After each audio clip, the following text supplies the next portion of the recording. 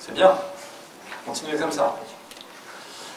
Savez-vous ce qu'est Earned Success? Non. Alors, je vous l'explique en 2 mots. L'idée, c'est que vous puissiez rencontrer des chefs d'entreprise, des formations, des filières, et puis avoir un petit peu des idées sur ce qui se fait dans l'ordre, en termes d'entreprise, en termes de formation, et puis que vous puissiez aussi vous dire, bah tiens, ce métier-là, je ne le connaissais pas, ça a l'air intéressant, pourquoi ne pas essayer? Alors, vous avez ici un espace conférence. On va, pendant une demi-heure, pouvoir discuter avec 3 chefs d'entreprise, ou salariés d'entreprise. Vous avez un espace atelier au-dessus, donc vous avez le programme sur le flyer qui vous a été remis à l'entrée. Et puis vous avez aussi tout un espace exposition, avec un cheval mécanique, avec un simulateur de vieillesse. Je crois qu'il y aura dans l'après-midi aussi du digital live painting. Vous allez pouvoir voir un petit peu toutes ces animations-là. 4 filières. Les nouvelles technologies et le e-commerce, c'est ce qui nous intéresse pour cette conférence. Vous avez également les services à la personne et la domotique, l'industrie agroalimentaire et puis enfin la filière équine.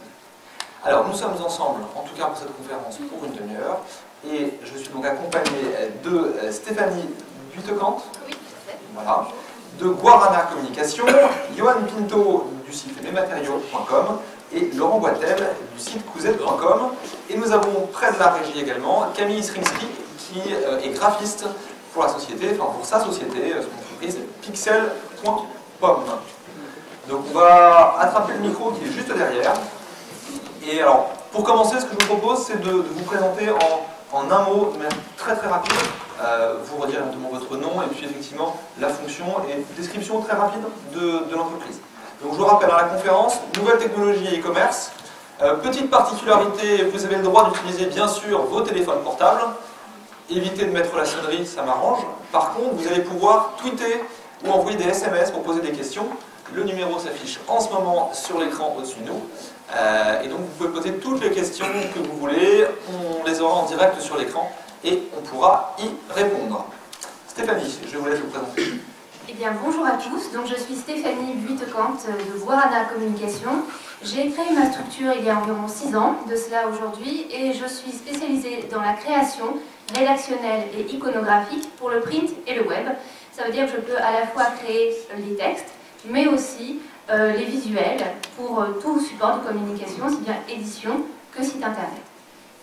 Alors, pour simplifier, je crois qu'on est tous sur une entreprise plutôt de taille modeste.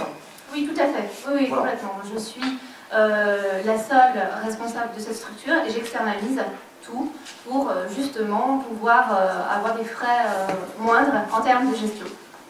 Alors, Laurent Boitel, le site cousette.com, je crois que vous n'êtes pas forcément ornais ou normand d'origine? Absolument pas. On était au départ installé en région parisienne. Et en fait, on a voulu changer de cadre de vie. Je suis cofondateur de la société avec ma femme. En fait, Cousette est un site de vente en ligne de tissus et d'accessoires de couture. Et on avait très envie de changer de vie. On a 2 enfants, donc on a changé de cadre de vie.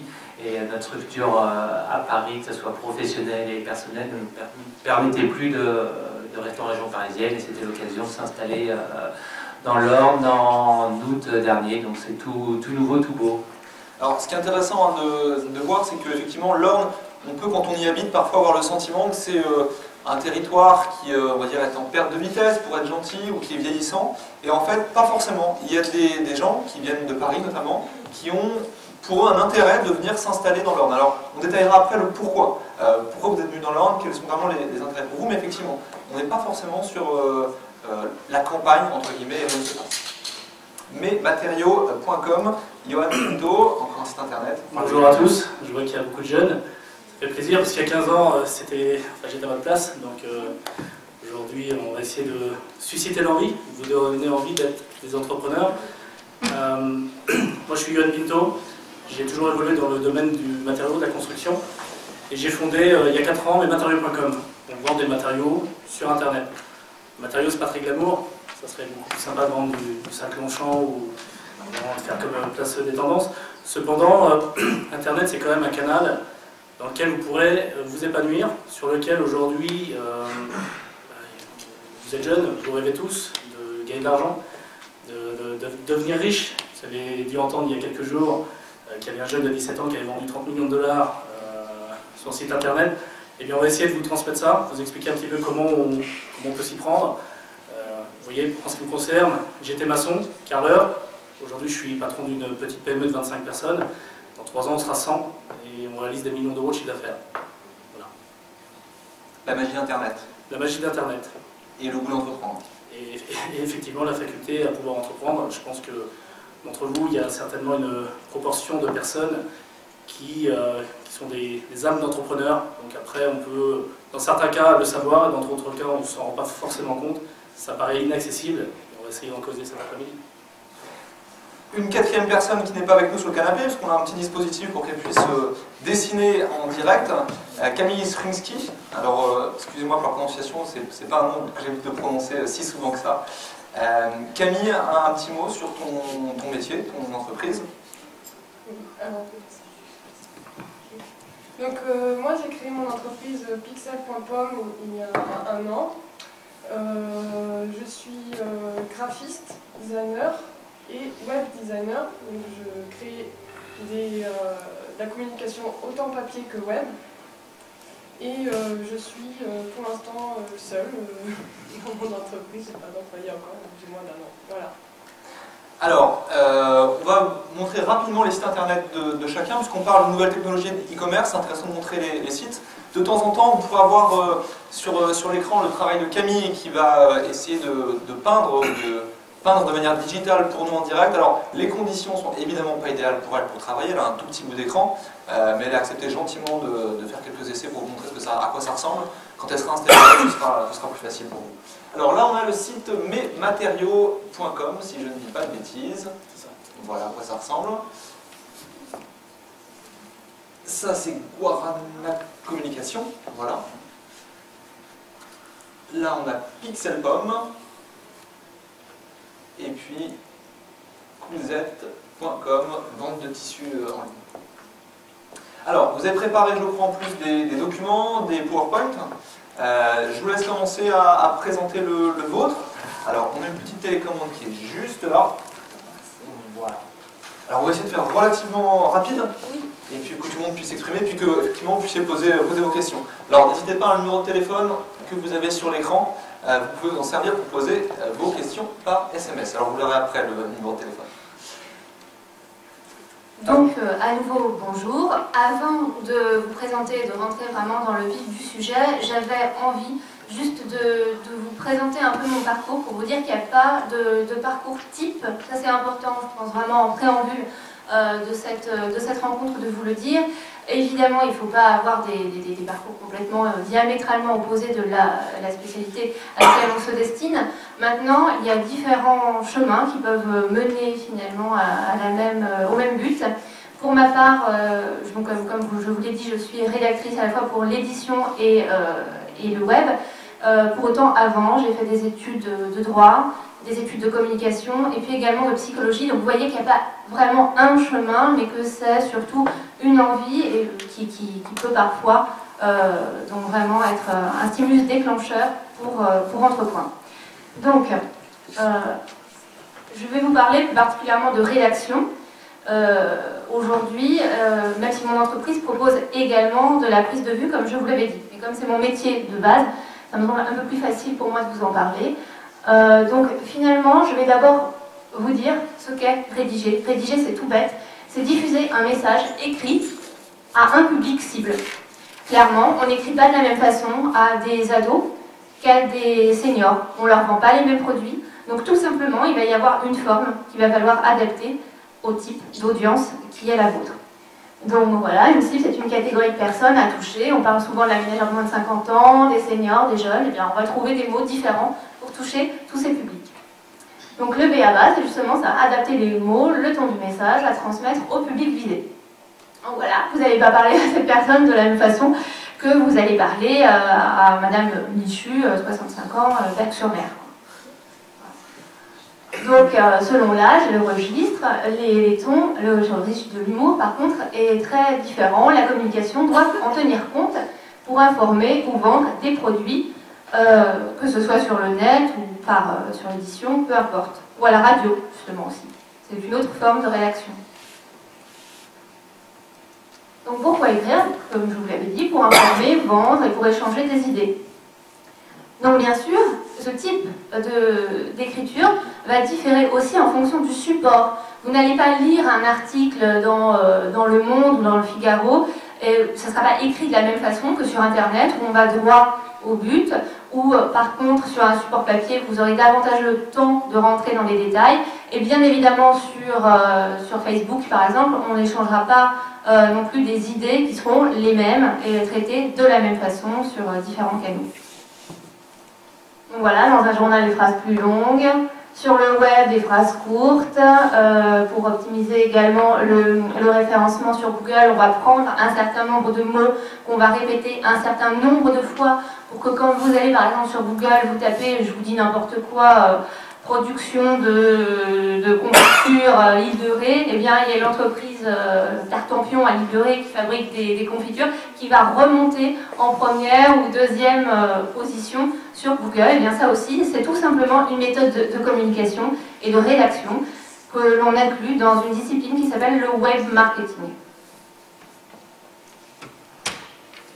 Voilà, donc on peut aussi avoir une tonalité différente sur les réseaux sociaux en utilisant des mots courts, des abréviations, des interjections, des smileys. Donc là encore, on est à un autre niveau de lecture. Donc voilà, ainsi dans un journal, on a plusieurs niveaux de lecture, des titres, des chapeaux.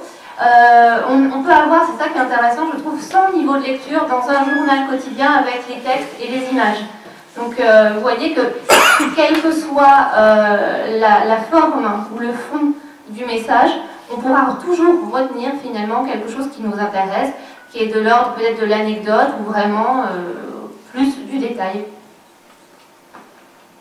Sur le web, donc le visiteur est plus pressé, évidemment, et il lit en diagonale, donc il faut lui rédiger des informations qui sont un petit peu prédigérées, toutes faites, parce qu'il aura beaucoup moins de temps que quand il ouvre un journal et qu'il se plonge dans une lecture attentive.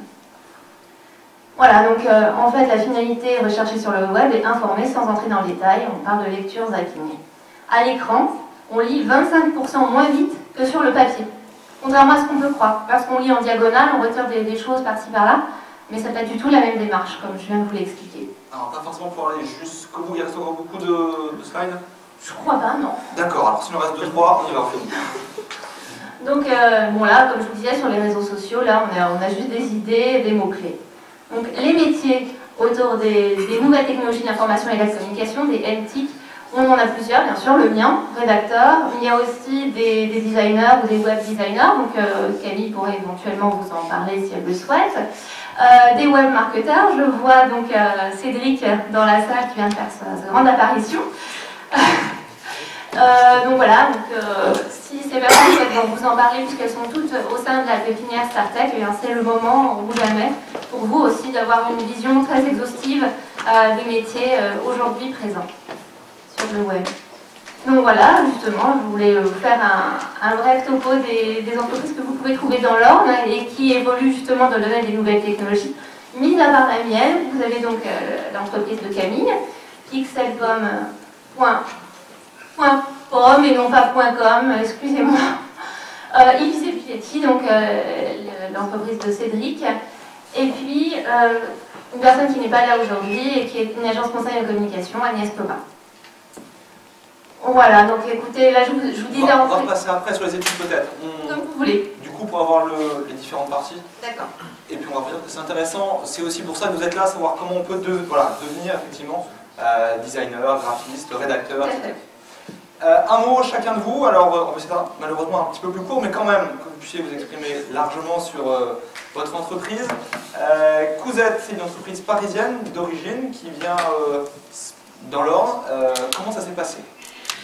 Comment ça s'est passé? En fait, l'idée de Couzette à la base, ma femme étant styliste, on avait remarqué que les créateurs accumulaient des stocks de tissus et n'en faisaient rien. Pour démarrer, on a démarré avec très peu et on a travaillé avec ces créateurs qui effectivement nous mettaient à disposition des pauvres les tissus, ce qui a très bien fonctionné dès le départ. Et on s'est vite retrouvé à saturation région parisienne. L'envie d'aller dans le Perche, vu la proximité de Paris, les infrastructures en fait également proposées par la pépinière, la décision de développer le numérique a fait vraiment que l'Orne semblait être vraiment l'emplacement idéal pour nous. Ce matin, on a parlé un peu avec l'industrie agroalimentaire des autoroutes, des vraies autoroutes, parce que ça leur permettait de s'implanter facilement. Est-ce que le fait qu'au niveau haut débit, le département de l'Orne veuille aller assez vite ou avoir des débits intéressants, c'était pour vous un vrai choix? C'est primordial au quotidien. On travaille avec de gros fichiers. Si on ne peut pas avoir une connexion correcte, c'était pas jouable. Vous allez-y, finissez votre histoire, si encore... on va y revenir après dans ce cas-là. Mesmatériaux.com. Bon, en ce qui me concerne, je ne vais pas vous vendre des matériaux parce que vous n'avez pas l'âge encore, ça viendra dans 10 ans. En ce qui me concerne, j'ai toujours évolué, comme je disais tout à l'heure, dans la construction, dans le bâtiment. Et avant toute chose, en 2001, j'achète ma première maison pour la rénover. J'ai pas vraiment le temps de passer tous mes samedis chez Leroy Merlin, Castorama. Donc je vais voir sur internet si je peux avoir des prix, si je peux avoir des renseignements sur des produits. Et je me rends compte finalement qu'il n'y a rien. Donc je fais comme tout le monde, je vais chez Leroy Merlin, Casto. Les années passent, 2003, même constat. Et je commence à envisager peut-être un jour de le faire. Mais c'est qu'un projet, c'est qu'un rêve. Et les années passent encore. 2007, je suis chef d'entreprise à Alençon, une entreprise de rénovation. Je suis sollicité du matin au soir. Johan, est-ce que tu peux me prêter ton camion? Où est-ce que je peux acheter de la plaque de plâtre? Où est-ce que je peux acheter du béton? Et là, je me dis, bon, bah, ça a assez duré, il va falloir que je le fasse. Il faut savoir que vous êtes de la génération Internet, Facebook, la génération connectée. J'ai dû envoyer mon premier email en 2009, 2008. Et je décide à cette époque-là de monter mesmatériaux.com. J'y connais absolument rien au web, absolument rien aux technologies. Ça me semble être à des années-lumière. J'ai juste une chose, j'ai l'ambition de le faire, la faculté d'entreprendre. C'est sans prétention de se dire, il y a certainement entre vous des graines d'entrepreneurs. Et je regroupe une équipe, 3 personnes, parce que je crois aussi normalement à l'association des compétences. On n'a pas vocation à tout maîtriser, on n'a pas vocation à tout connaître. Et mon souhait à moi, c'était pas de devenir un geek, de savoir aligner des lignes de code, c'était juste de pouvoir vendre des matériaux sur Internet. Qui plus est, c'était la seule chose qui m'intéressait. Donc je me suis associé avec 2 personnes, une personne experte dans les solutions technologiques, web, infographie, et un ingénieur en bâtiment. Et on a travaillé autour de ce projet. Alors il faut savoir que quand on a un projet, quand on veut se lancer, il ne faut pas le faire par-dessus la jambe, il faut le structurer à minima. Donc on a commencé par faire des études de marché, des études de faisabilité, des business plans. On a structuré notre projet et il a fallu 1 an et demi avant qu'on prenne la décision de se lancer. On s'est lancé en 2009, avril 2009, ça va faire 4 ans dans 3 jours, pardon. Et aujourd'hui, j'ai envie de dire, on a gagné notre pari. Il y a 2 ans, on a livré 450 000 produits, l'année dernière, plus d'1 million de produits. Aujourd'hui, on réalise plusieurs millions d'euros de chiffre d'affaires. Mais ça n'a pas été gratuit. Ça a été à force de beaucoup d'énergie. Ça a été aussi, il y a eu des échecs, il y a eu des victoires. C'est ça l'entrepreneuriat. Et en ce qui me concerne, à l'époque, quand on s'est lancé, je me suis lancé au Mans. Parce qu'il n'y avait pas forcément d'infrastructure dans l'Orne. Et là, ça fait un an qu'il y a aujourd'hui Startech dans l'Orne qui s'est monté, une pépinière d'entreprise qui accueille les jeunes créateurs, qui accueille les jeunes entreprises. Le loyer est dérisoire. Donc, si demain vous avez besoin de parler d'un projet, ne serait-ce que d'en parler, pas forcément le concrétiser tout de suite, n'hésitez pas à franchir cette porte. Lynn vous accueillera. Parce que c'est une structure qui présente quand même certains avantages, qui vous accompagnera dans votre démarche, dans vos démarches de projet. Et c'est pas parce qu'on a une idée finalement que de la concrétiser, c'est complètement inaccessible. Et au contraire, il faut en parler, il faut parler de vos idées, de vos projets. Peut-être qu'on arrivera à faire en sorte qu'elles se concrétisent et que vous deveniez finalement chef d'entreprise. Et l'accès à l'entrepreneuriat, c'est... je pensais que c'était quelque chose de difficile. Moi, ça fait maintenant 9 ans que je me crée mon propre emploi. Eh bien, cette liberté, cette responsabilité, en ce qui me concerne, elle est de loin. Elle est de loin. Excusez-moi, j'ai perdu mes mots. Elle est de loin meilleure par rapport au fait qu'avant j'étais salarié et que je n'avais pas le contrôle et le pouvoir décisionnel de moindre de mes faits et de moindre de mes gestes, tout simplement. Alors ce matin, des chefs d'entreprise nous disaient voilà, l'entrepreneuriat, parfois être chef d'entreprise, ça peut être aussi la solitude. Quand on montre une boîte tout seul, qu'on est créateur de sa boîte et seul salarié, être chez soi, avoir son propre bureau, isolé, ça peut être un problème. Je pense que c'est un des avantages d'une structure comme Startech. Voilà, moi je ne connais pas beaucoup, mais le peu que je vous ai vu, je pense qu'il y a une bonne ambiance entre vous. Et c'est aussi un des intérêts de ce genre de pépinière-là, c'est de pouvoir justement vous rencontrer, échanger des informations. Et voilà, je pense que c'est, après à vous de dire, mais je pense que c'est une vraie valeur ajoutée de pouvoir avoir d'autres chefs d'entreprise à côté de vous pour échanger, tout simplement. Comme je le disais tout à l'heure, l'entrepreneuriat, c'est de l'association de compétences. Si vous avez un projet, le fait d'être tout seul chez soi, finalement, on ne va pas en parler, on va faire un peu en vase clos. Des fois, on a tout simplement peur qu'on nous pique l'idée. Il ne faut pas oublier, c'est que les marchés sont colossaux. Donc, même s'il y a d'autres personnes qui font la même chose, c'est pas grave, la concurrence, ça démocratise un marché. Mais le fait de pouvoir intégrer une structure, ou ne serait-ce que de franchir la porte et d'en parler dans une structure comme Startech, eh bien finalement, ça permet d'avoir d'autres avis. Des fois, on peut être profondément ancré dans un business, dans une activité. On en oublie les évidences, on ne voit plus rien, et d'en parler, par exemple avec Lynn ou d'autres personnes, ça permet aussi d'avoir un regard extérieur et objectif sur l'activité qu'on souhaite lancer. Laurent, le site couzette.com, vous êtes également pépinière d'entreprise sur Belém. Est-ce que c'est un peu le même esprit? Alors, on est un peu les seuls dans le e-commerce, mais c'est vrai que le réseau est extrêmement important. On est la tête dans le guidon 24 heures sur 24, 7 jours sur 7. Et c'est vraiment primordial de faire partie d'un réseau, d'être à l'écoute de ce qui se fait ailleurs, d'échanger des compétences, des avis, et d'avoir un petit peu de recul et de poser un peu le jeu. Parce que c'est vrai que effectivement, c'est le e-commerce, enfin monter une entreprise, c'est du bon sens. Il y a des moments donnés où vous n'avez plus eu le recul suffisant, et d'écouter les autres et de poser, c'est vraiment primordial, et ça vous fait avancer. On va dire un mot sur les différents métiers des nouvelles technologies et du e-commerce. On parlait il y a quelques années de la bulle Internet qui devait exploser, et, effectivement qui a un peu explosé à un moment donné. C'est ces fameuses startups qui devaient rapporter des millions et dont certaines n'ont pas rapporté des millions, mais ont plutôt posé problème. Aujourd'hui, vous êtes tous dans le e-commerce. Est-ce qu'aujourd'hui, c'est un marché qui est saturé, ou est-ce qu'on peut encore créer des entreprises? Est-ce qu'il y a encore des choses à faire dans le e-commerce? Alors ça peut être l'intro, peu importe. En fait, on peut considérer qu'on est toujours qu'au début du e-commerce, parce que, comme je disais tout à l'heure, chaque activité a un marché. Et je vais parler de mon marché parce que c'est celui que je maîtrise le mieux. Aujourd'hui, le marché du bricolage en France, par rapport au marché qu'on vise, les matériaux, etc., ça pèse 13,9 milliards.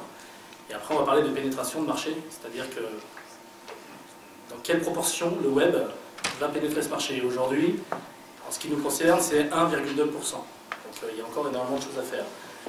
Dans l'ameublement, c'est 7%. Dans l'électroménager, c'est 18%. On considère qu'un marché web, une pénétration de marché web est à maturité à 25% par rapport au marché traditionnel. Donc il y a encore énormément de place et énormément de potentiel à développer une activité, quel que soit le marché. On est loin d'être sur une stabilité, on est toujours dans de la croissance, et d'ailleurs dans ces périodes de récession, le web connaît malgré tout une croissance à 2 chiffres, enfin s'il n'y avait pas le web, très clairement, je pense que l'économie serait d'autant plus mal. Stéphanie, le coût pour créer une structure de e-commerce, ou un service en tout cas web, est-ce qu'il est plutôt plus important que pour créer un commerce classique, ou plutôt moins important? Clairement, je ne sais pas si je suis la personne la plus en capacité de vous répondre sur ce point. Moi, je peux vous dire, pour ce qui me concerne, c'est vrai que l'investissement au départ a été moindre, surtout dans une activité comme la mienne qui est une activité intellectuelle. Donc, mis à part un papier, un crayon et puis un ordinateur, il n'y a pas du tout d'investissement. Là, on est vraiment dans une configuration complètement différente de mes deux partenaires. Voilà. Maintenant, bien évidemment, l'intérêt, si je puis me permettre de revenir un instant sur l'intérêt que peut apporter le fait d'être dans une pépinière d'entreprise, et bien pour quelqu'un comme moi, bon, il se trouve que pour l'instant ça ne s'est pas encore produit parce que je suis très jeune chez Startech, mais ça peut tout à fait, on parlait de décapitalisation des compétences tout à l'heure, être pour moi de sous-traiter ou d'externaliser, par exemple à Camille, pourquoi pas une partie de mon design auprès de certains de mes clients, ce qui permet de travailler ensemble sur certains projets et puis de maîtriser de bout en bout le projet pour mes clients. Alors, nouvelle technologie, hein, c'est aussi des outils. Camille, un tout petit mot sur ce que vous êtes en train de faire et comment vous faites. Alors, ce que vous êtes en train de faire de manière simple. Oui. Alors, vous êtes en train de dessiner sur une tablette graphique. Voilà, je suis en train de dessiner sur une tablette graphique sur le logiciel le plus connu, donc Photoshop. Voilà, la Bible du graphiste, en gros. Aujourd'hui, pour travailler, il vous faut un Alors, local. ce qu'il me faut, c'est non pas forcément un local, on peut être chez soi, hein, mais moi je travaille quasiment essentiellement sur Internet par rapport à l'envoi de mes fichiers à mes clients, etc. Donc pas obligé d'un local. Par contre, un ordinateur, un bon ordinateur, qui peut supporter les logiciels voilà, du graphiste et aussi de conception Internet. Voilà, donc, et le logiciel, ça compte beaucoup dans l'achat. Alors, justement, sur les formations, quelle est votre formation pour être devenu graphiste? Il y a plein de formations différentes. La plus courante, c'est de passer par les beaux-arts pour être graphiste. Moi, j'ai fait une école d'art appliqué et puis une formation vraiment de designer graphiste. Voilà. Et puis de web design. Alors, par exemple, hein, si vous passez un peu sur les stands qu'il y a là-haut, je sais qu'il y a l'AFPA qui propose une formation sur la PAO, donc la publication assistée par ordinateur. Oui, on propose de la formation de graphiste metteur en page. Voilà, alors on n'est pas exactement sur la même chose que les Beaux-Arts, parce qu'il y a toute une notion de maîtrise de logiciel a priori, mais vous en parlerez avec eux si ça vous intéresse. Voilà, c'est là-haut sur l'espace nouvelles technologies et e-commerce. Pour avoir un site comme mesmatériaux.com, il faut avoir une formation de maçon, forcément. Non, pas forcément, il faut structurer son projet avant toute chose. La formation apporte peu, et d'ailleurs, si vous lisez la presse, vous avez vu qu'il y a une nouvelle école qui s'est montée, où ils recrutent principalement tous ceux qui sont déscolarisés, parce qu'on a cet avantage dans le web, finalement, de donner la chance à ceux qui ont envie. Et je pense que pour monter une société, que ce soit mesmatériaux.com ou n'importe quelle société, le premier facteur, c'est l'envie et la détermination. Il faut être prêt à faire des sacrifices. On parlait tout à l'heure du coût. En ce qui me concerne, pour monter mesmatériaux.com, j'y ai laissé toutes mes économies il y a 4 ans. Ça m'a coûté 80 000 € pour démarrer. Et aujourd'hui, dans le développement, ça coûte 100 000 € par mois. Alors ça peut paraître énormément d'argent. Le tout, c'est de s'entourer, je le disais tout à l'heure, associer des compétences, mais aussi avoir de bons partenaires, que ce soit des banques, des investisseurs ou un BONDAF, peu importe.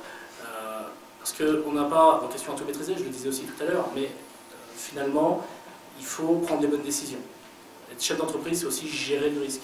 Donc, quelle formation il faut avoir? Il faut avoir la formation, il faut surtout que dans les veines, on ait une fibre entrepreneuriale qui coule, il faut savoir prendre du risque, ce qui n'est pas évident. Il faut être motivé, tout simplement. Après, si on a ces ingrédients-là, ça ne peut que fonctionner, avec un petit peu de stratégie derrière, forcément. Alors c'est rarement aussi hein, de tout repos. On en parlait quand Laurent vous êtes arrivé. Voilà, vos heures de sommeil et vos temps de repas sont parfois un petit peu courts, surtout sur les périodes de bouclage. Vous avez bouclé votre site internet. Le site, effectivement, le site Cousette, c'est la 3e version maintenant. Les 2 précédentes, c'est moi qui les avais faites. Et effectivement, mes compétences techniques en termes de développement et de design arrivaient à leur limite. Donc là, on a travaillé avec une agence. Mais en déléguant avec une agence, c'est du débugage, c'est affiner au maximum. Des idées que vous aviez il y a 6 mois, aujourd'hui, ça change, ça évolue. Vous ne pouvez pas dormir, en permanence, votre site va évoluer. Ça n'a pas de durée de vie, c'est des travaux en permanence. C'est des nouvelles fonctionnalités parce que vous avez vu que les réseaux sociaux tels que Pinterest peuvent vous apporter quelque chose. En permanence, vous devez avancer, vous ne pouvez pas vous reposer. Les concurrents travaillent leur référencement, vous perdez de place, et ben, il faut retravailler derrière. C'est du 7 sur 7, c'est en permanence, il faut rester sur le qui-vive et avancer. Bah, vous êtes heureux quand même, c'est pas... C'est passionnant. D'accord. C'est passionnant, c'est absolument passionnant. Est-ce que vous avez des questions? Je vous rappelle, peut-être si c'est possible, c'est pas sûr, mais si c'est possible, le numéro de téléphone. On va conclure. Si vous avez quelques questions, c'est maintenant qu'il faut les poser. Donc, vous pouvez aussi lever la main, tout simplement. Oui, allez-y, je vous écoute. Je vous entendais dire tout à l'heure que votre ce secteur d'activité était à 13% infiltré par les activités web et que c'était à 25% minimum, enfin le maximum c'était 25%. Alors, je vais reprendre la question, c'était, l'idée c'est comment est-ce que le marché, alors sur la partie web, le marché des matériaux global. Ouais, c'est surtout, je me demandais d'où venaient en fait ces statistiques-là. Alors, quelles sont les statistiques? Je vais redonner les chiffres juste pour rappeler. Aujourd'hui, nous on adresse un marché qui pèse 13 milliards. La pénétration aujourd'hui du marché elle est de 1,2%. Alors, pour simplifier, le marché c'est l'ensemble des matériaux vendus en France. Oui, alors c'est plus segmenté que ça. C'est l'ensemble des marchés, l'ensemble des matériaux que les particuliers achètent en France et par an. Parce que le marché global des matériaux en France c'est 85 milliards. Mais on va trouver aussi les matériaux qu'achètent Bouygues et compagnie. C'est pas notre clientèle. Quand on analyse un marché, grosso modo, on va analyser ce que potentiellement nous on peut adresser. Donc on va parler de la même clientèle. Donc ça c'est la première chose. Après la pénétration web sur un marché, comment on sort ces chiffres-là? Il y a énormément de sources. On va avoir, en ce qui nous concerne, le Euromonitor.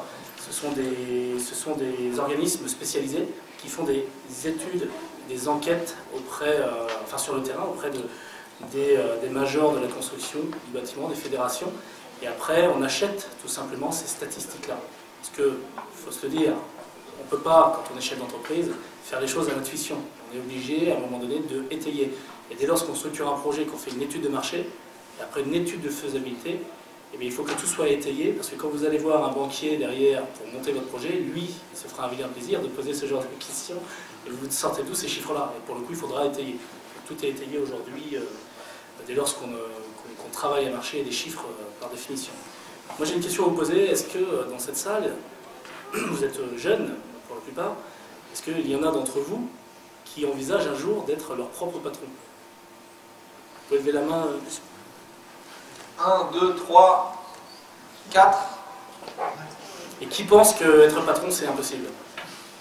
C'est compliqué. Il y en a certainement aussi.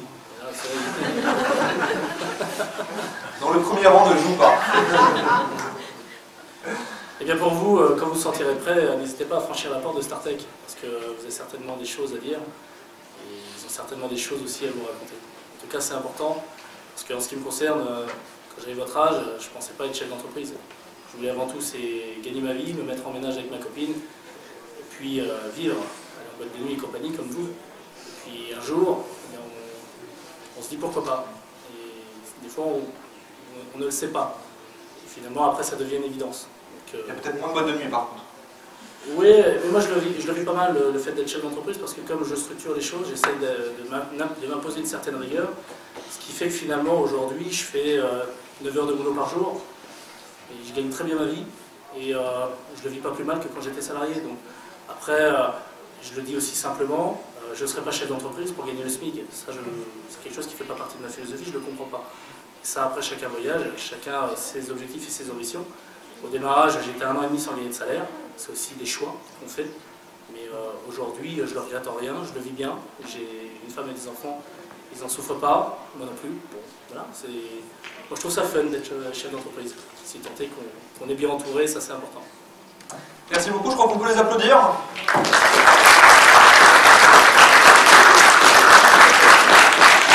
Alors évidemment, si vous voulez rencontrer Stéphanie, Johan, Laurent ou Camille, ils sont encore présents sur l'espace pour quelques minutes. Si vous avez des questions à leur poser en direct ou autre, n'hésitez pas, ils sont là pour ça, ils ont pris un peu de leur temps de travail pour venir vous rencontrer, profiter justement de leur présence. Et puis on se retrouve dans 5-7 minutes maintenant sans doute pour la deuxième conférence, sinon on va être très très en retard sur le planning. Merci.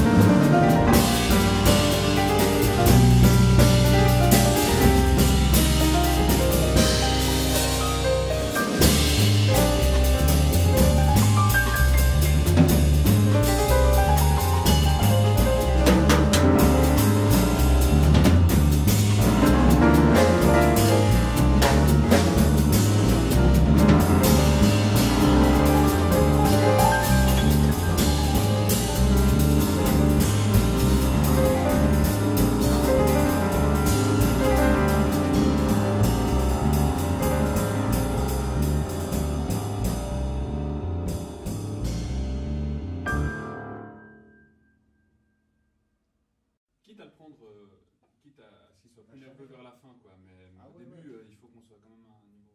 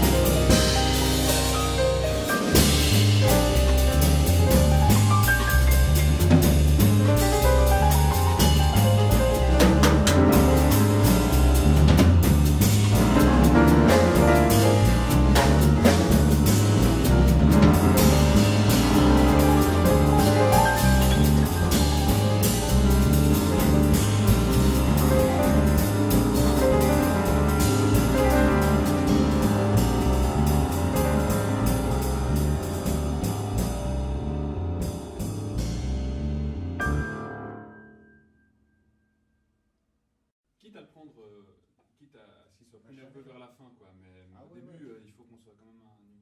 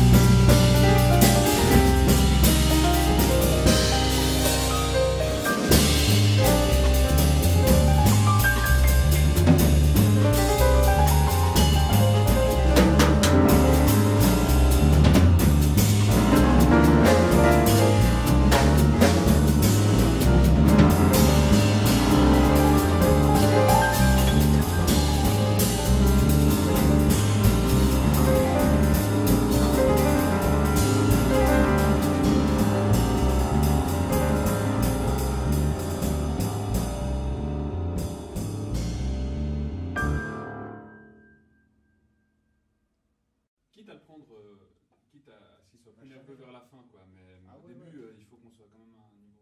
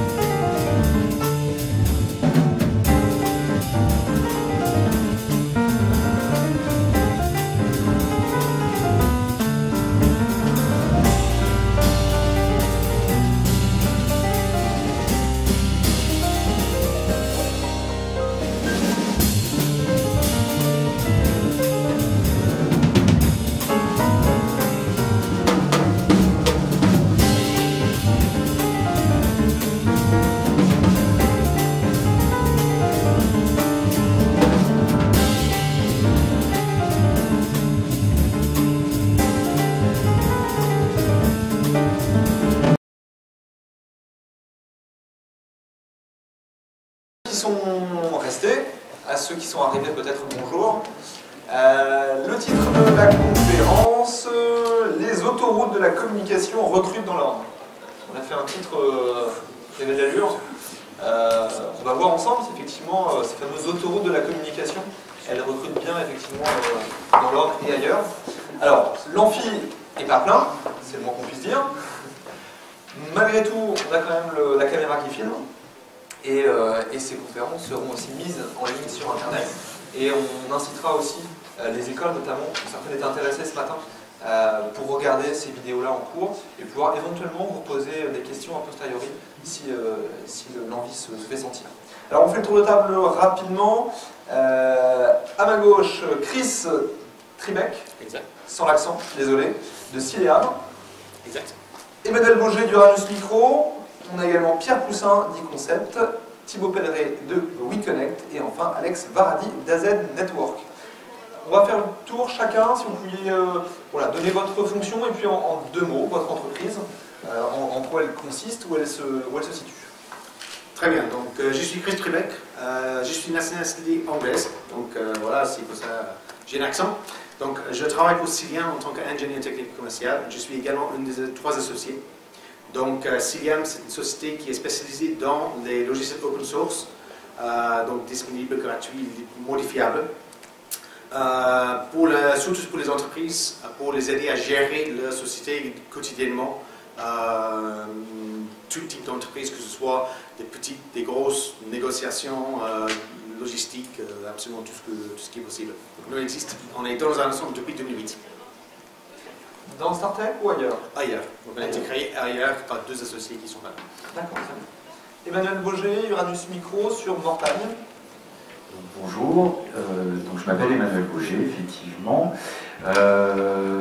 Ma société consiste en fait maintenance, dépannage et vente en informatique sur Mortagne, donc tout public. Et j'existe depuis 2006. Et depuis 2012 sur Mortagne. Et depuis peu sur Mortagne, oui. Pierre Poussin, e-Concept. Voilà, e-Concept Informatique, c'est une entreprise qui regroupe 3 activités. La maintenance, comme le collègue d'à côté. Également l'administration réseau, donc tout ce qui est mise en réseau d'ordinateurs pour les entreprises, donc pour l'installation de périphériques, d'imprimantes, de machines pour que l'entreprise, tout le monde puisse travailler correctement. Et également tout ce qui est création web, donc partie vraiment construction. On est un petit peu les architectes, pour faire simple, à la fois de vos parcs réseau et de votre infrastructure web. Thibaut Pelleret, WeConnect. Alors c'est pas la console Nintendo. Hein. Non, pas du tout. Il y a un seul leak. Bonjour à tous, Thibaut Pelleret, je représente donc la société WeConnect, donc je suis le gérant, certains connaissent dans l'assemblée. Au niveau de l'activité de WeConnect, donc, on s'occupe de toute la partie réseau télécom pour les entreprises, avec une vraie spécialisation dans les technologies radio, que ce soit pour interconnecter des bâtiments ou équiper des centres commerciaux, des centres hospitaliers ou ainsi de suite, tout type de bâtiments et d'administration, en hotspot Wi-Fi, avec une carte également qui concerne la partie vidéosurveillance. On a mis une caméra thermique en démonstration à l'étage, si vous voulez voir. Voilà. Alex Varadi, AZ Network, le début jusqu'à la fin du réseau. C'est ça le sens du nom d'entreprise? De A à Z, de réseau? Peut-être pas. Non, c'est pas ça, mais c'est peut-être pas le sujet. Mais ça pourrait être ça. J'essaye. Hein. Oui, oui. AZ Network, en fait, on est opérateur Internet. Hein. On a plusieurs activités. Une activité émergente de mise en place de la fibre dans les entreprises. Hein. Une activité qui est très très locale, mais pas seulement. Parce qu'on travaille aussi avec d'autres data centers au niveau national. En tout cas, le projet local aujourd'hui, c'est d'accompagner en fait les entreprises ornaises dans la montée en très haut débit. La montée en très haut débit, c'est pas seulement mettre en place des liens en fibre, c'est aussi amener en même temps des usages et des services. Et dans ces usages et des services, on va y trouver des logiciels de gestion pour lesquels on est souvent éditeur, mais pas toujours. On va y trouver des plateformes qui vont vous permettre aux entreprises d'installer leurs applications. On va y mettre aussi des infrastructures chez les clients ou dans nos data centers. On a 2 salles blanches dans notre data center d'Alençon. On a aussi un data center en Belgique à Charleroi. Et on est en train de monter un nouveau data center à Chalon-sur-Saône en partenariat avec un autre data center. Voilà, j'ai fait le tour.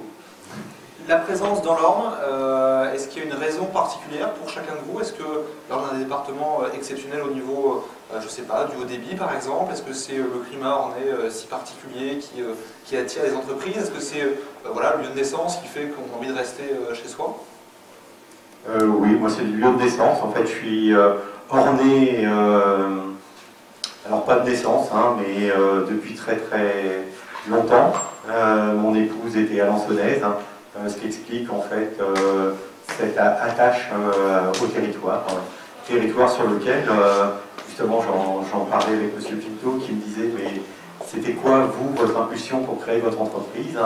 Et je lui ai dit que quand j'ai fini l'école et qu'il a fallu que je trouve un job, je me suis aperçu que l'Orne c'était un grand désert, il fallait que je prenne ma valise, que je dise au revoir aux copains et à la famille, pour aller bosser à Paris. C'était le seul axe possible. Une dizaine d'années plus tard, je suis revenu de cette région parisienne pour une raison simple en fait, c'était la montée de la délinquance. Et ma fille qui est présente dans la salle s'est faite agresser quand elle était en 6e. Et donc une semaine après, on était Alençonnais. Ensuite, il fallait fabriquer son job dans l'Orne parce qu'il n'y a pas énormément de possibilités. Et donc, j'ai décidé de devenir entrepreneur. Voilà.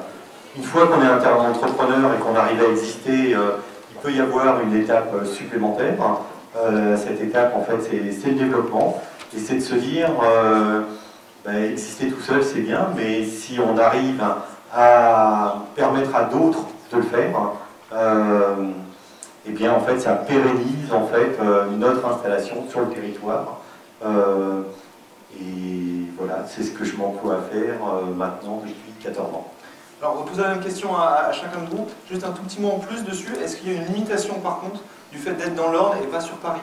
Une limitation, je ne sais pas, par rapport au débit, par rapport au réseau professionnel, par rapport à des choses comme ça? Alors il y avait des limitations, vous avez vu dans la presse il y a un an sur les limitations liées au très haut débit.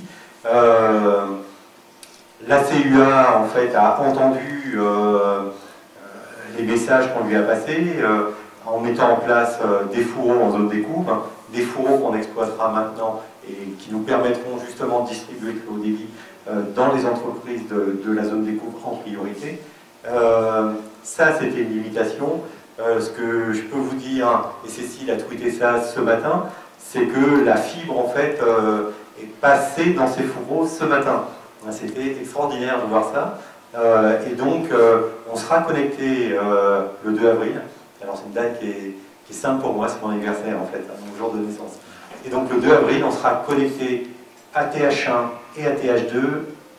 TH1 en fait se trouve au centre de Paris et TH2 se trouve à Courbevoie.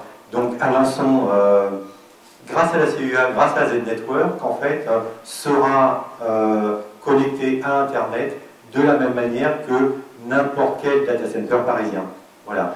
Et en fait, ça, c'est le premier plus. Le second, en fait, c'est le débit.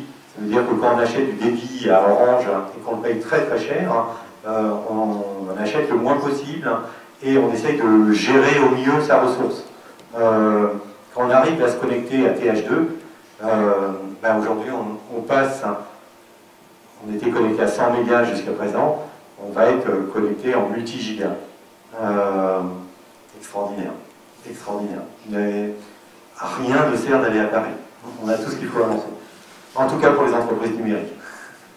Thibaut Pellerin, pareil, pourquoi être dans l'Orne, pourquoi rester dans l'Orne, et puis est-ce qu'il y a des limitations dans votre job par rapport à ce... Alors, au niveau du parcours, ça rejoint un peu le même qu'Alex, c'est-à-dire que effectivement, les études, alors pas sur Paris, moi je suis resté un petit peu plus proche, mais je suis allé sur Caen. Ensuite, au niveau de l'activité professionnelle, dans les métiers effectivement des réseaux, des télécoms, du numérique, sur Alençon, il faut aller chercher où il n'y a pas forcément ce qu'on veut pour une première expérience. Donc ça a été Rouen puis Paris, et voilà, et puis la vie parisienne en tant que rennais de souche n'a pas forcément convenu. Donc je me suis dit, il faut que je trouve une solution pour rentrer au bercail, et tant qu'à faire, autant que ce soit quelque chose qui me plaise et de créer quelque chose. Donc voilà, l'origine de la création de WeConnect de l'entreprise en 2007, ça a été ça, avant tout, de pouvoir trouver une solution pour revenir dans l'Orne et faire quelque chose que j'aimais et que je voulais faire. Voilà. Et est-ce qu'il y a des limitations, du coup, à être dans l'Orne ? En termes de limitations, aujourd'hui, les infrastructures, la barrière numérique vient d'être franchie, effectivement, donc ça pose plus de problème. Le web et les nouvelles technologies aident beaucoup aussi pour communiquer et justement permettre d'avoir des solutions et de ne pas être présent H24 sur Paris. Néanmoins, par rapport à mon expérience, c'est vrai que être présent à Paris, ça permet aussi d'avoir un peu de visibilité et des réunions ou des entretiens qui sont obligatoires. Maintenant, les infrastructures autoritaires sur Alençon permettent d'être à Paris rapidement. Moi, je travaille sur toute la France, donc voilà, même s'il faut descendre sur Nice ou sur Bordeaux, un petit 8 en voiture, aujourd'hui, les infrastructures routières nous permettent de faire de manière raisonnable, de manière assez pratique. Voilà. Pierre Poussin, sur e-Concept, vous avez plutôt des clients qui sont locaux ou qui sont également étendus par rapport au département ? On travaille très très local. Moi, j'ai le même parcours, toujours pareil, Alençonnais de souche, parti faire des études à Caen puis à Paris. À Paris, j'ai fait un constat très simple dans mon cursus au CNAM. Beaucoup d'étudiants mettaient 2 heures à venir le matin en cours, voilà, et puis à repartir le soir, donc 4 heures dans les transports en commun. D'Alençon, aujourd'hui, on est à Paris dans 2 heures, donc aussi vite que ces gens qui habitent un bout de Paris, qui vont à l'autre bout de Paris, tout simplement. Donc si on peut avoir la même vie qu'un Parisien à Alençon, c'est-à-dire qu'on peut très bien aller au spectacle le soir, on peut très bien sortir sur Paris, on n'a pas plus de freins que le Parisien sur place. Et je rebondis, ce problème-là, on pense que dans l'Orne, le débit va être forcément plus faible parce qu'on est à la campagne, mais c'est pas forcément vrai. Il y a des secteurs noirs en région parisienne, où parce qu'il y a eu beaucoup de personnes arrivées dans certains secteurs, les élus n'ont pas mis les moyens dans les installations informatiques, où ils se connectent beaucoup moins vite que par chez nous. Voilà. Encore une fois, c'est une question de la volonté politique de nos élus que de mettre les moyens sur l'infrastructure. Et voilà, on trouve dans des zones très urbanisées des débits beaucoup plus faibles que dans l'Orne. Donc c'est, encore une fois, c'est une question de Alençon, on parlait du quartier nord d'Alençon qui allait être fibré, tout Alençon n'a pas encore été fibré, c'est un début. Mais c'est ça, à Paris, il y a plein d'endroits qui ont des petits débits très très faibles, et il vaut mieux être dans l'Orne que dans ces coins-là. Voilà. Donc par rapport à ça, je reviens sur nos clients. On a des clients qui utilisent tous Internet, et qui ont plus ou moins de soucis pour se connecter selon là où ils se trouvent. Et notre souci, c'est de les aider à trouver les meilleures solutions pour pouvoir se connecter dans les meilleures conditions. Alors aujourd'hui, un ordinateur, on peut l'acheter sur Internet, on peut aussi l'acheter à Carrefour, Leclerc, etc. Pourquoi est-ce que des gens viennent voir, des gens qui construisent ou achètent ou peuvent dépanner justement leur ordinateur? Alors, entreprise ou particulier, mais plutôt particulier, parce que plein de raisons. Alors, l'exemple premier, on a vu ça il y a une semaine, un client vient nous voir avec un PC qu'il avait acheté sur Internet. Le carton s'était un peu fracassé, le disque dur s'était retrouvé à l'emplacement du processeur et vice versa. Donc voilà, le transport fait que des fois les gens préfèrent venir acheter dans un magasin qui a pignon sur rue pour savoir ce qu'ils achètent, avoir une garantie derrière, qu'on dépanne. L'autre exemple, c'est Internet. Vous achetez une pièce sur Internet, vous avez un problème avec, il faut la renvoyer, sauf que ce qu'on ne va pas vous prêter une pièce en attendant. Des fois, il faut 15 jours, 3 semaines, et vous êtes sans ordinateur pendant 15 jours. Il y a des gens qui ne peuvent pas se passer de la caisse, les particuliers et surtout les entreprises. Donc, ce qui est certain par rapport à ça, c'est que Internet ne remplacera pas totalement le service de proximité. Effectivement, on veut du prix, on veut du prix, mais un jour, on ne peut plus. Le prix, ça va bien, mais il y a le service derrière aussi. Dernière chose, parce qu'on a des étudiants dans la salle, voilà, nous on a fait le choix dans notre entreprise de n'accepter en stage plus que des clients de notre structure, plus des personnes qui viennent, je parle pour les plus jeunes, qui viennent dans notre structure. C'est pour simple et unique raison que il y a un moment, c'est aussi le tissu économique local qui fait fonctionner la ville. Et si à force d'acheter sur Internet ou à force de faire travailler à l'autre bout de la France, on ne fait plus travailler nos entreprises en local, dans l'ordre, on risque de s'appauvrir. Donc c'est ferme, maintenant, voilà. L'idée c'est de dire aux gens, maintenant, venez faire travailler vos entreprises locales pour que demain, vous ayez une chance de trouver un boulot plus facilement chez nous. Emmanuel Bauger, Ernest Micro, la même question. Ornay d'origine, Ornay d'adoption, et pourquoi rester dans l'Orne et est-ce que tout se passe bien? Alors moi, Ornay d'adoption mais très jeune, donc j'ai fait toute ma scolarité à Mortagne-au-Perche. Je suis parti faire des études à Caen, rien à voir avec l'informatique. J'ai fait 2 ans de philo et j'ai préparé un diplôme d'éduc que j'ai laissé tomber, c'est-à-dire qu'en rentrant à l'école d'éduc, j'ai connu l'informatique. Voilà. Donc au départ, de l'autre côté de la barrière, c'est-à-dire celui qui est en panne et qui ne sait pas comment on fait. Et puis le jour où j'ai vu une machine et que j'ai dit ça me coûte trop cher, donc je vais le faire moi-même, je me suis dit pourquoi j'ai pas vu ça à l'école. Voilà. Et donc à partir de là, j'ai mis tout en place pour me former. Donc à l'époque, il fallait être super mobile, rencontrer des gens qui voulaient bien donner une formation et une bonne formation. Et j'ai eu la chance d'avoir mon patron qui m'a signé un CDI en 15 jours, qui m'a payé toutes les formations que je voulais, toutes les certifications que je voulais. Bien sûr, il ne fallait pas compter les heures non plus, quoi. Et derrière, quand lui a décidé d'arrêter, j'ai repris. Donc j'ai commencé moi au milieu de la forêt, dans un chalet, en 2006. Et l'opportunité a fait que j'ai pu avoir un pas de porte maintenant sur Mortagne-au-Perche. Donc ça me change, hein. Des fois je suis un peu paumé tout seul dans aussi grand, mais ça me fait du bien. Alors moi j'ai une politique différente par rapport à la formation, c'est que j'accepte tout le monde. Scolarisé, déscolarisé, découverte, pas découverte. J'estime que si on ne forme pas, il ne faut pas s'attendre à un avenir très prometteur en informatique. Et y compris pour des jeunes qui sont peut-être passés à côté et qui ne savent pas ce que c'est vraiment que notre métier, quoi. Donc moi je peux me le permettre, je suis tout petit, hein, je suis tout seul. Donc voilà, je dis oui, je dis non et je fais ce que je veux et généralement je suis assez d'accord avec moi-même. Voilà. Donc moi j'ai une vision beaucoup plus globale de l'informatique que mon commerce. Parce que j'estime que notre filière manque encore de formation profonde. Là, on a entendu des gens d'Alençon, donc le haut débit, voire le très haut débit à Alençon, c'est cool. Par contre, il faut penser Mortagne aussi. Mortagne et le reste. Hein. C'est-à-dire que moi, quand on parle de zone d'ombre en Normandie, enfin dans l'Orne et surtout dans le Perche, moi je peux vous emmener voir des gens où, sans déconner, faire de l'Internet, ça devient pratiquement un exploit. Et là, c'est pas une question de région, parce que la région se bat.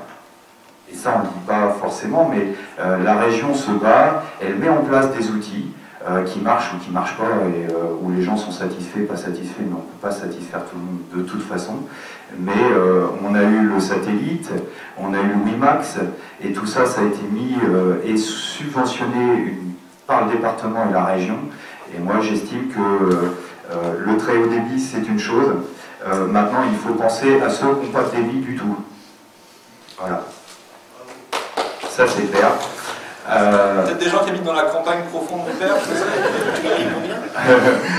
Non, mais c'est vrai que... On va pas s'étendre sur le sujet. Après, voilà, au niveau du Perche, et là je parle plus de... Moi, c'est vraiment des clients locaux aussi, je travaille dans le coin. Je pense que la différence entre nos métiers et une grande surface ou autre, c'est, comme tu disais, c'est déjà le dépannage. Parce que dépannage chez Édouard Leclerc, il n'y en a pas. Voilà. Et puis le conseil, c'est-à-dire que ça fait partie du job, que ça vienne de chez nous ou ça ne vienne pas de chez nous, ça fait partie du job, ça fait partie aussi du job d'informer sur les risques d'Internet, aussi bien les jeunes que les seniors. Hein, pour eux, c'est pas leur génération. Moi, je suis confronté à ça tous les jours, où les gens j'ai un mail d'Orange qui me demande de filer mon mot de passe. Quoi. Et ben ça, non, quoi. Il faut l'expliquer, il faut éduquer, et il faut dire que non, quoi. C'est pas toujours tout à fait légal. Voilà. Chris, pourquoi est-ce que vous êtes dans l'ordre? Vous êtes orné d'origine, on entend votre... Ouais. Non, je suis orné de mariage, parce que ma femme est arsoniste. Voilà. Donc, nous, c'est un métier créé donc, comme je dis avant, par deux associés qui sont ornés eux-mêmes. Donc, nous, on est bien impliqués, implémentés dans le don.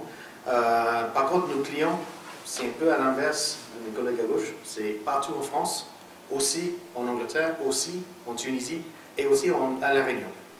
Bon, j'ai pas beaucoup le droit d'y aller, mais mon chef vient. Donc, ça, c'est bien, c'est quelque chose. Donc, nous, le fait qu'on soit ensemble, ce n'est pas un frein. C'est absolument pas un frein, sinon on n'aurait que des clients locaux. Donc ça pose aucun problème de bosser à distance. Nous on travaille avec le réseau informatique, effectivement, donc au début ça nous aide, mais on travaille sans pour l'instant. Rien ne nous empêche, une fois qu'on l'a, on va travailler 10 fois plus vite. Donc ça va donc combien? S'il y a des questions, il y a un numéro de téléphone qui est de temps en temps affiché sur l'écran. Vous pouvez envoyer des SMS, vous poser des questions, c'est fait pour ça. Si vous voulez aussi simplement lever la main et poser une question, voilà. Ces messieurs sont là pour vous répondre, évidemment. Les autoroutes de la communication, c'est ça, recrutent dans l'ordre. Est-ce qu'effectivement l'informatique, les nouvelles technologies en tout cas, recrutent aujourd'hui, ou est-ce que c'est un secteur qui est un petit peu compliqué au niveau du recrutement? Nous, on a fait 3 recrutements cette année. Pardon, l'année dernière, je veux dire 2012. J'ai pas encore traversé 2013. Donc, oui, effectivement, nous, on recrute. Ce que nous avons plus de mal, c'est avoir des gens qui aient l'esprit informatique, on peut dire. On peut dire que pour moi quelqu'un qui sait jouer à un jeu de stratégie, ça marcherait très bien chez nous. Parce que là, le business, c'est la stratégie. On a des ressources qu'il faut gérer. Il faut savoir, ok, j'ai besoin de faire telle chose, j'ai besoin de cristaux, d'énergie ou ce qu'il faut. Si on sait jouer à ce genre de jeu, travailler dans une société qui donne des outils pour les entreprises, ça c'est super. Mais également, il faut une connaissance informatique comme le développement derrière. Mais voilà, c'est déjà un bon moyen. En termes de niveau d'études, au niveau du développement informatique, il faut quel niveau? Le niveau... nous, on accepte des gens qui n'ont pas de niveau de formation spécifique, tant qu'ils ont la connaissance, ils nous montrent que ça marche, qu'ils savent le faire. Mais ils n'auront envie de faire bac plus 2, mais si on avait un bac avec quelqu'un qui arrive à faire un développement très rapide devant nous, voilà, ça c'est aussi bien. C'est même mieux que quelqu'un qui a juste une formation théorique. Est-ce que Ranus Micro recrute dans l'ordre ou est-ce que c'est pas à l'heure actuelle? Eh ben, si, c'est à l'heure actuelle, c'est en plein dedans même, mais il est dans la salle. Donc moi, le but pour moi, c'est simplement de le former depuis le début, c'est-à-dire que je l'accompagne depuis 4 ans maintenant, hein, sur tous tes stages. Là, il y a le coup près du bac. Ça, on n'y peut pas grand-chose. Il y a des messages qui passent. Voilà. Mais bac ou pas bac, on a la chance d'avoir un institut qui peut préparer aussi à des diplômes un peu plus théoriques et un peu plus spécifiques que la filière qu'il a choisie au départ. Et puis, il y a le formateur aussi, donc voilà. Et donc, le but, ouais, effectivement, c'est que ce soit mon employé, quoi, à partir de septembre, quoi. Voilà. E-Concept, est-ce qu'il y a finalement un potentiel de clients pour pouvoir recruter? Oui, non, mais, nous, c'est l'entreprise d'avoir 5 ans mois d'avril. Donc, c'est bientôt. C'est moi, avril, c'est à moi, les anniversaires, fibre optique. Donc, nous, on a fait un salarié embauché chaque année. Donc, voilà, j'ai démarré tout seul au début. On est 6 aujourd'hui, donc 6 au mois d'avril. Donc voilà un petit peu le parcours, c'est tous les ans une personne de plus, donc il y a de l'embauche possible. Juste pour rebondir sur la question tout à l'heure, en plus du côté stratégique qu'il faut avoir, je pense en fait qu'il faut être curieux. La curiosité est un élément, à mon avis, hyper important pour réussir en informatique. À voir en plus. Même question? Oui, le recrutement sur Alençon, c'est pas forcément évident. Même au niveau des stages, on prend des stagiaires d'instituts qui forment sur Alençon, mais souvent des DUT génie, télécom et réseau sur Caen. C'est pas forcément évident de les faire venir sur Alençon. Et même les employés, c'est pas forcément évident non plus de les faire venir parce que voilà, un monde qui soit originaire du coin et qui, un peu comme certains d'entre nous ici, souhaitent travailler dans l'ordre, sinon c'est pas forcément évident. Voilà. As a Network, vous recrutez? Est-ce que si vous recrutez, vous trouvez facilement des profils?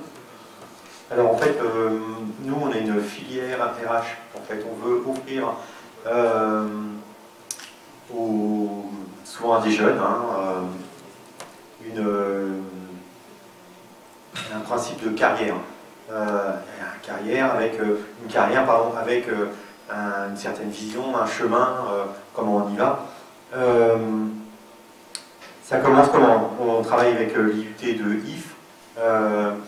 On intervient là-bas en 2e année. Ça nous permet à nous de détecter en fait des esprits brillants. On le vérifie lors de stages. À la fin de ces stages, en fait, les gens qui ont envie de faire des études courtes, on va leur proposer de rejoindre notre équipe belge à travers des contrats VIE. Les gens qui ont envie de faire des études longues, on va leur proposer de continuer à faire un bout de chemin avec nous en devenant apprentis à l'ENSI Caen en monétique et sécurité. La sécurité dans notre métier, c'est quelque chose qui est très très important. On n'a pas encore formé 10 ingénieurs, mais je pense que fin 2014 ce sera le cas. Et j'ai beaucoup de fierté pour ça, parce que on fabrique de la valeur. Je crois que c'est monsieur qui disait tout à l'heure que transmettre, en fait, c'était vraiment très très important. Donc la transmission, la formation, en tout cas, c'est une façon de transmettre. Transmettre aussi l'ultime transmission qu'on puisse envisager, c'est l'essaimage. Et la présence de Sileam aujourd'hui est une preuve de la capacité à essaimer pour Athènes, parce que les gens qui ont créé Sileam sont des gens de chez AZ. C'est encore une fierté pour notre entreprise. Et puis, au-delà de tout ça, il y a des contrats qui se font un peu comme le disait encore monsieur tout à l'heure. Finalement, on a un peu les mêmes méthodes. Ce qui concerne de la formation continue, je m'adresse souvent à mes collaborateurs en lui disant je ne te paye pas une formation à 2 balles, mais par contre tu me ramènes la petite médaille. Parce que moi, ce que je veux, je travaille avec des grands comptes. Et quand on travaille avec Jeffco ou quand on travaille avec Cdiscount, si on n'est pas certifié Oracle, si on n'est pas certifié Microsoft, on n'entre pas, on reste dehors. Et donc le contrat moral qui existe entre moi, entre mes collaborateurs et moi, c'est, je Je t'ai payé une formation de qualité. En contrepartie, tu t'investis vraiment et tu me ramènes cette certification. Est-ce qu'il y a des questions dans la salle? J'imagine qu'on a été relativement clair. On ne va pas faire beaucoup plus long parce qu'il faut passer la suite. On vous libère aussi, parce que je pense que vous avez chacun du travail également. J'aimerais juste une remarque en complément. J'aimerais juste contredire Pierre un peu. Il a dit qu'on peut avoir une vie parisienne ensemble. J'ai pris la ligne 13 hier. Un monde organisé un concours de voir combien de personnes on peut mettre dans un photomaton. Je ne vois pas comment on peut faire pareil ici. On a un photomaton hein, pour le coup. Je crois qu'on peut les applaudir, merci beaucoup. Et puis si vous voulez les rencontrer de vive voix, ils sont encore là pour au moins 5-10 minutes, donc n'hésitez pas à les rencontrer si vous avez des questions ou des remarques personnelles à faire à chacun de nos invités. Merci beaucoup encore. Merci.